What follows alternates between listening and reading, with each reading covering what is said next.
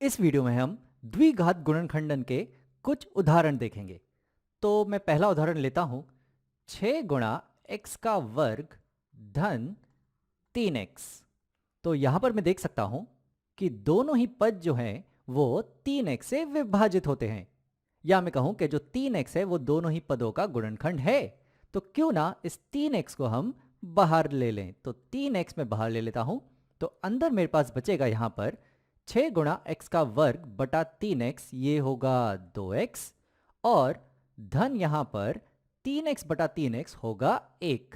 तो ये हो गया गुणनखंडन इस द्विघात व्यंजक का।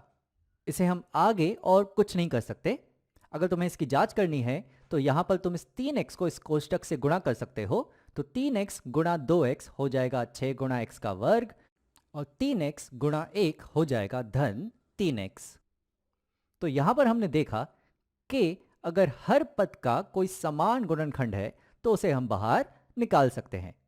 ये काफी बढ़िया पहला चरण होता है किसी भी द्विघात का गुणनखंडन करने के लिए। चलो एक और उदाहरण लेता हूं। तो अगला उदाहरण है 4 गुणा एक्स का वर्ग ऋण 4x ऋण 48। तो यहां पर भी हम वही करते हैं कि तीनों पदों में यहां पर मैं देख सकता हूं कि जो 4 है वो गुणनखंड समान है। तो हम यहां पर 4 को बाहर ले लेते हैं। तो अंदर हमें मिलेगा यहां पर ये होगा x का वर्ग ऋण x ऋण 48 बटा 4, यहां हो जाएगा 12। तो ये हो गया हमारा गुणनखंडन का पहला चरण। पर यहां पे देखो तो इस कोष्ठक के अंदर हमारे पास एक द्विघात व्यंजक है जो व्यापक रूप में लिखा हुआ है, जहां जो पहला पद है उसमें x की घात है 2, दूसरे पद में x की घात है 1, और तीसरे पद में x की घात है 0, या मैं कहूं यहां पर एक अचर है। और सबसे महत्वपूर्ण बात यहां पे देखने लायक ये है कि जो पहला पद है जिसमें x की घात 2 है, उसका जो गुणांक है यहां पर वो है 1।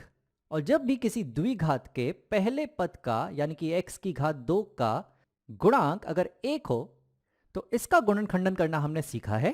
हमें यहां पर ऐसी दो संख्याएं ढूंढनी होती हैं जिसका योगफल हो x का गुणांक जो है यहां पर ऋण 1, और जिसका गुणनफल हो ये अचल जो है यहां पर ऋण 12। तो हमें दो संख्याएं चाहिए जिन्हें जोड़ के हमें ऋण 1 मिले और गुणा करके हमें मिले ऋण 12।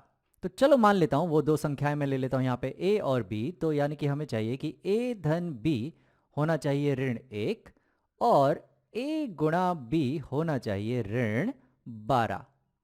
अब यहां पे दो संख्याओं का जो गुणनफल है वो एक ऋणात्मक संख्या है, यानी कि सीधी सी बात है कि ये दोनों संख्या अलग अलग चिन्ह की होनी चाहिए। तो चलो देखते हैं कि ये ऋण 12 को हम कैसे लिख सकते हैं। तो अगर मैं 12 की बात करूं तो 12 होता है 1 गुणा 12। अब अगर इसमें मैं पहली संख्या ऋणात्मक रखता हूं दूसरी धनात्मक, तो इनको जोड़ने पर मुझे ऋण 1 धन 12 मिलेगा धन 11, ये ऋण 1 तो नहीं मिलेगा।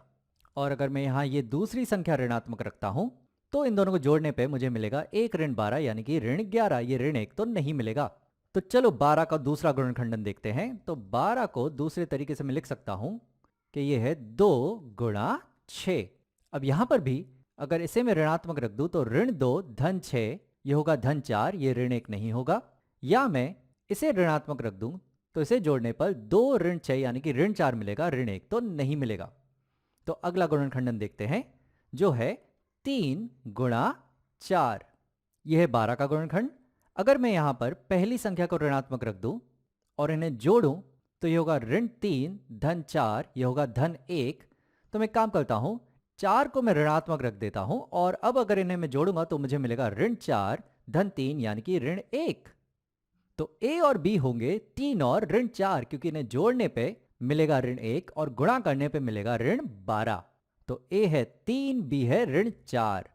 तो यहां होगा ये 3 ऋण 4 बराबर हो जाएगा ऋण 1 के, और यहां पर 3 गुणा ऋण 4 हो जाएगा ऋण 12। तो वो दो संख्याएं जो हम ढूंढ रहे थे हमें मिल गई हैं। तो ये कोष्टक के अंदर जो द्विघात है उसका गुणनखंडन होगा x धन a गुणा x धन b। तो ये बराबर होगा, यहां पर ये बराबर होगा, ये चाल तो वैसे ही रहेगा, और अंदर यहां पर हमें मिलेगा x धन a यानी कि x धन 3 गुणा x धन b यानी कि x धन ऋण 4 यानी कि x ऋण 4। तो ये हो गया गुणनखंडन इस द्विघात का। ये गुणनखंडन कैसे काम करता है ये हमने दूसरे वीडियोस में देखा है। चलो मैं एक और उदाहरण लेता हूं। तो यहां पर मैं लेता हूं 3 गुणा x का वर्ग धन 30x धन 75। तो यहां पर भी मैं देख सकता हूं कि तीनों ही पदों में जो 3 है वो गुणनखंड समान है, तो उसे मैं यहां बाहर ले लेता हूं। तो 3 आ जाएगा बाहर और अंदर बचेगा हमारे पास x का वर्ग धन ये होगा 10x धन 75/3, ये हो जाएंगे यहां पर 25। और यहां पर भी कोष्ठक के अंदर हमें एक द्विघात मिल रहा है जो व्यापक रूप में है। जैसा मैंने कहा था, यहां पर जो पहला पद है x का वर्ग उसका गुणांक है 1। तो इस द्विघात का गुणनखंडन करने के लिए हमें ऐसी दो संख्याएं ढूंढनी होंगी जिन्हें जोड़ के हमें मिले 10 और गुणा करके हमें मिले 25। यानी कि हम ढूंढ रहे हैं ऐसे a और b जिन्हें जोड़ के हमें मिले 10 और गुणा करके हमें मिले 25। तो 25 का गुणनखंडन तो एक ही तरीके से हो सकता है, यह 5 गुणा 5। तो 5 गुणा 5 हो जाएंगे 25 और 5 धन 5 हो जाएंगे 10।